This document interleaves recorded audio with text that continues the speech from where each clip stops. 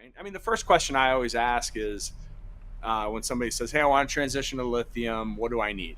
Hmm. I'm like, "Okay, well, we need to understand how much power you're going to use. So, are you going to run your air conditioner or are you not? If you're going to run your AC off of batteries, it takes you down one track. If you're not going to run your air conditioner, it takes you down a different track. And so understanding that and understanding, like I said, the use case and how the consumer wants to deploy their power is the biggest question that we need to answer when building out a system for somebody. Yeah, and I think like I get this question or a similar question very often. So, and a lot of guys are going up. I think in the beginning, the bills that were out there, you were getting maybe like 300 amp hours, let's say, Yeah. right? And then it went up to about six, and now American Coach, for example, Midwest Automotive, they're doing 1080. And then people say to me, okay, so how much longer now is it going to take that probably 200-watt solar panels that they have to charge that up?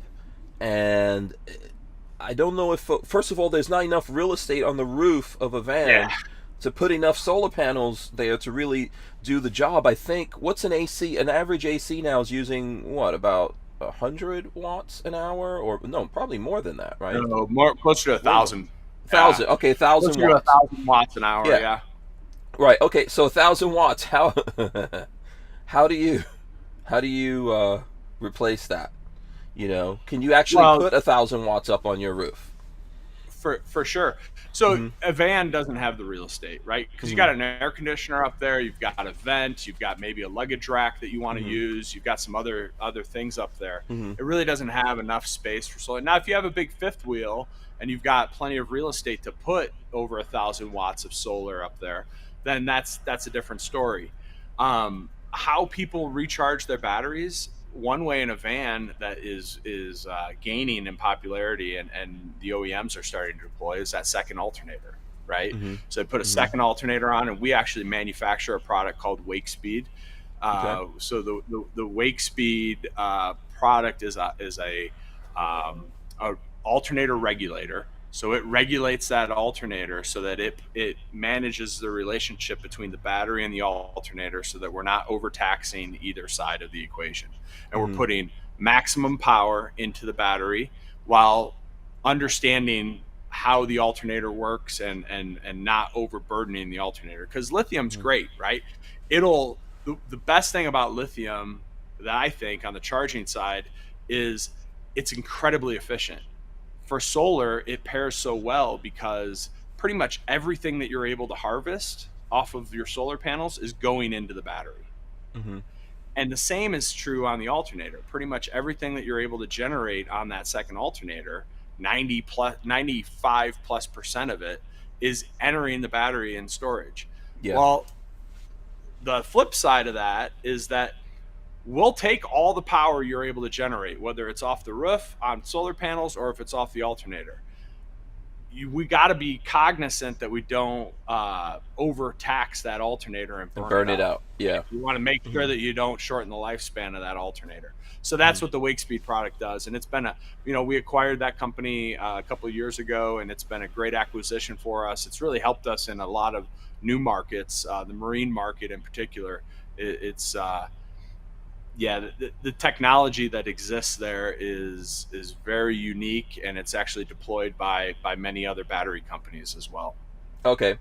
Few things here. One, see, this is where I get confused, where I just did all the time, right? Because you got to think about amp hours, watts, Right.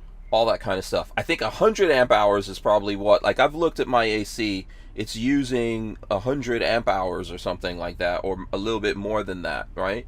To run that AC every hour. So there's all these different things. It does get confusing because you're trying to balance all of that in your head. You guys do this all the time. Most people, are not doing it all the time. So trying to figure it out gets crazy. And then the other thing with the second alternator, when I first, so our van came with AGMs and a Right. generator, and then we took out those AGMs, put in Battleborn. We have the generator, and I thought, wow, this is going to be awesome. Now I'm ready for the apocalypse. I've got a generator. We do have this set up that it charges when I'm driving off of the original alternator. Like you Right. said, though, you don't want to burn that out, so you're not getting a big charge out of that alternator when it's driving. It's really slow. I think I would have to drive for somewhere over 10 hours, maybe 12 hours straight to get my batteries fully charged. It's a Probably. long time. It's a long Yeah, time, you're and probably it's only switching out. getting, yeah, you're so from an Hmm. OEM, Hmm. they're going to govern that alternator down that's charging the house bank. So Hmm. they're going to put a device in place that's a battery isolator, or maybe it's a DC to DC converter, or some other, what we would generalize as an alternator protection device, Hmm. right? They're going to put something in place that's going to throttle that alternator down so that you don't burn up. You're probably getting maybe 50 amps going Hmm. back to your battery bank, and you've got Hmm. 540 amp hours in your rig. So yeah, Hmm. if you're getting all 50 amps, it's going to take you a 10-hour drive Yeah, to but you're not getting recharge. that all the time. A lot of times you're driving No, it, you're not. and I look at it. I can monitor it, and I'm looking at it, and it's like, oh well, you're on a negative right now. Yeah. If I wanted to, I could show you guys right now because, there is pretty good software and all that kind of stuff. Right now, I'm on a negative. I don't know. You guys can't see this necessarily, but I'm on a negative of 5 amps right now. Okay, Mhm. so here's the thing. So I thought, hey, generator, that's awesome. I can use that generator, charge the battery back up, but also just run things off of it. Now, so a lot of times I found myself running that generator while I'm driving to get the batteries charged up when I get somewhere, because even a lot of campgrounds don't want you running a generator after a certain time of night. Right. But even if you're boondocking and you're stopping somewhere that doesn't have those restrictions, you don't want to call too much attention to yourself by running the generator. So I'm running that generator in order to do it. But I just found that the generator is prone to issues, problems. You've got to maintain that thing. Check it up. It shuts itself off. It does all kinds of crazy things. I'm actually now over generators. I would think I would rather just get a second alternator, and I'm assuming wake speed somehow helps those two alternators to work together, and then bring up how much it's going to charge, right? Yeah, so it does. So we have there's a couple different, just like the battery system, there's a couple Mm-hmm. different ways to deploy it. If you're putting a second alternator in, you're usually able to capture 150 to 200 amps of power, right? And then if you have that second alternator, you're able to isolate the two systems. So you have your house system, and then you have your chassis system, and really. Uh, you're able to push a ton of power back to that battery bank. And even at you size the pulley ratio and some other factors to make sure that you're at a idle speed, right? When you're Mm-hmm. like you are right now, you're just Mm-hmm. sitting and idling. Yeah. Your chassis alternator is not going to generate that much electricity when you're just sitting Just sitting and here. idle. Yeah. Yeah, but when you push that throttle down, when you push that accelerator down, you're going to generate a little bit more power, right? And Mm-hmm. that's when you're going to Mm-hmm. push more back. Well, Mm-hmm. when you put a second alternator in, you size it so that you're able to push power while you're idling as well. So it really is a nice solution that the OEMs are starting to deploy, and you have a lot of our upfitters and our we just launched a certified dealer or a certified installer and dealer program.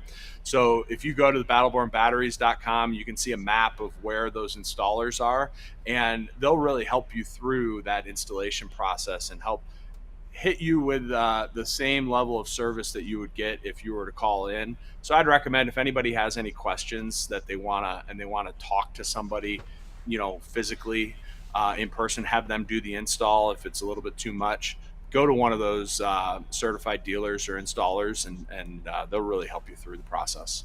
Yeah, absolutely. Yeah, that's my plan. I think I can save some weight and space, get rid of my generator, put in a Yep. second alternator. It's lighter. I know people think, well, then I have to turn my engine on. Well, you got to run the generator anyway, so Right. Yep. and it's not going to use as much fuel if you're just sitting there and you turn it on. It's going to charge it back up faster though. From what I've seen For with sure. things that have it in there. Let me get to some more